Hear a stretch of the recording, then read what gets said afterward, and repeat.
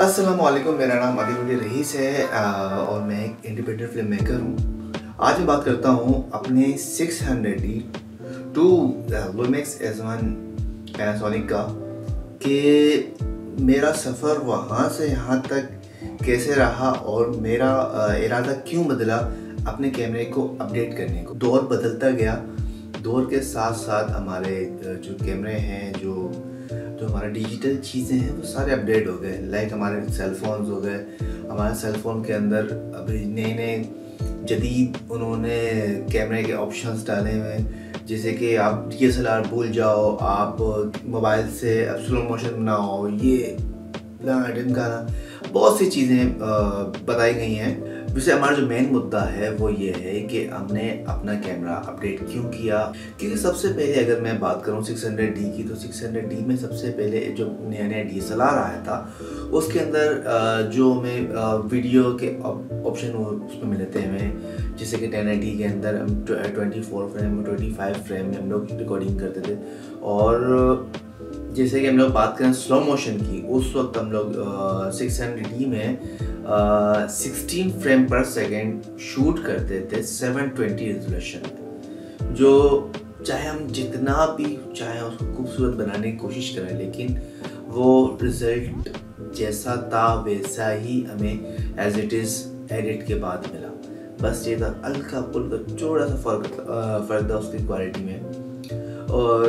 पुराने कैमरों में एक तो हमारे प्रॉब्लम ये थे, उसके डायनामिक रेंज उसमें नहीं था, उसके कलर के लॉग्स नहीं थे, बिट रेंज उसके बहुत कम थे, और सबसे मेन चीज़ जो शायद आज का जो फिल्म मेकर तो व्लॉगर यूज़ कर रहे हैं, ऑटो फोकस। क्योंकि अक्सर ये होता है कि हमारे जो कैमरे आते हैं, हर कैमरे के साथ साथ हमें एक नया ये फीचर मिलता है, लेकिन हमें उस वक्त शायद DSLR जब चेंज होते गए थे, जैसे कि 600D था, 600D के बाद आया 60D जब आया तो हमने कहा कि शायद उसके अंदर कुछ और नए फंक्शंस होंगे, लेकिन बस ये था कि उसके बॉडी उसका ज़्यादा मजबूत किया गया और उसके ऊपर एक स्क्रीन लगाई गई, और उसके जैसे ISO हैं, जैसे कि हम लोग बात करें 600D की, 600D के अंदर जो हमें ISO दी गई थी, जैसे कि 100, 200, 300, 400, 500, उसी तरह यानी कि हमारे जो उसके अंदर अपना 60D के अंदर जो ऑप्शंस जैसे उसके अंदर डाले गए, जैसे कि 100, 125, 150, 175, तो इस तरह उन्होंने ऑफ करके उसके वो चीज़ें डाल दी गई और उसके अंदर उसका चिपसेट उन्होंने चेंज कर दिया था। फिर उसके बाद 6D आया, तो 6D मैंने खरीदा। मैंने कहा कि चलो अब कुछ नया होगा, लेकिन 6D खरीदने के बाद ये था कि वो फुल फ्रेम था और उसकी ISO 1,24,000 थी, जो लो लाइट के अंदर या तो फिर फोटोग्राफी के अंदर मैं कहता हूँ कि अब तक का बेस्ट कैमरा 6D है। लेकिन वीडियो के हवाले से मैं कहता हूँ कि वही जो हमें 600D के साथ अंदर जो दिया गया था 60 फ्रेम, यानी कि 60 फ्रेम पर सेकेंड 720 में, और 1080 24 फ्रेम और 25 फ्रेम और 30 फ्रेम, तो उसमें शायद हमें इतना बड़ा एक डिफरेंस नहीं मिला। लेकिन जब 2019 में वो लॉन्च हुआ लुमेक्स का S1,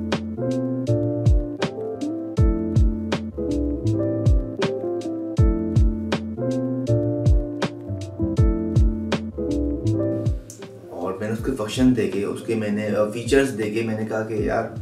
यानी कि एक कैमरे के अंदर उसने सारे धमाल डाल दिए। लेकिन उस वक्त वो बहुत एक्सपेंसिव था, कम से कम 3,10,000 या 3,20,000 इतने का, यानी कि उसका सिर्फ बॉडी मिल रहा था और उसके लेंस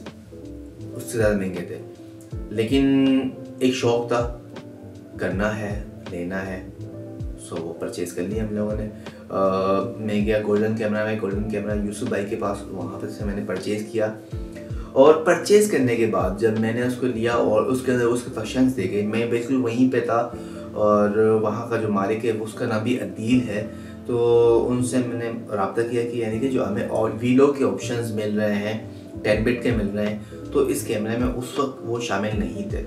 मौजूद नहीं थे, तो फिर मैंने बात की, फिर उन्होंने कहा था कि आपको वो परचेज़ करने पड़ेंगे। वो हमने $200 के मंगवाए, फिर वो एक हफ़्ते के बाद फिर वहाँ पहुँचे और वहीं से मैंने उसको डलवाया। तकरीबन पाकिस्तानी मुझे 35,000-30,000 के दरमियान वो सॉफ्टवेयर मिला और फिर वो मैंने उसका अपना कैमरा अपडेट कर दिया, जिससे मुझे वीलॉग 180 फ्रेम पर सेकेंड स्लो मोशन और उसके अलावा 10 बिट कलर हैं और MOV फाइल अगर मैं Ninja V उसके अंदर माउंट करूं तो मुझे वो 12 बिट रॉ आउटपुट दे रहा है HDMI आउट में। और इसके अलावा ये था कि अभी जो रिसेंटली अपडेट हुआ है जिसमें ये मेरा कैमरा अभी 6K 24 फ्रेम 10 बिट कलर दे रहा है और उसके अलावा इसके अंदर सिनी 4K मोड भी आया है और एनामॉर्फिक मोड आया है। अगर आप ल्यूमेक्स में एनामॉर्फिक के लेंसेज लगा के यूज़ करेंगे तो आपको वही फील आएगा जो आप रेड लेक्सा के अंदर आप बिल्कुल फील कर सकते थे और उसको यूज़ करते हैं, क्योंकि इसका जो डायनामिक रेंज है, क्योंकि ये फुल फ्रेम सेंसर का कैमरा है। और बड़ी बात ये है कि ये नेटफ्लिक्स अप्रूव कैमरा है, क्योंकि उस वक्त जब ये 3 नए वो लॉन्च हुए थे, जिस वक्त S1 था, S1R और S1H, ये तीनों मॉडल इतने ये वो हो गए कि शायद लोग यहाँ पे पाकिस्तान कराची के अंदर बहुत कम लोग उसको यूज़ कर रहे हैं। मैं अगर बात करूँ तादाद हमारी जो यूज़र हैं आई थिंक 10 से 12, क्योंकि वो असल में ये होता है कि यहाँ पे एक ट्रेंड चल रहा है कराची में, खासकर फिल्म मेकरों के अंदर। तो कहते हैं कि अगर वो सोनी यूज़ कर रहा है तो वो कहता है कि नहीं उसने सोनी से उसने काम किया तो लाजिम सोनी से बेहतर होगा। जैसे पहले हम लोग बात करते थे 5D Mark III फिर Mark IV, उसी तरह सोनी, अब इसी तरह इसका एक ट्रेंड आ जाएगा। लेकिन ये था कि ये अगर मैं बिगनर फिल्ममेकर्स की बात करूँ तो उसके लिए बहुत एक्सपेंसिव होगा। बाकी मेरे हिसाब से आपको शायद थोड़ा बहुत इन चीज़ों का नॉलेज हुआ। बाकी मिलते हैं नेक्स्ट एपिसोड में, आपको बताता हूँ मैं दूसरी चीज़ों के बारे में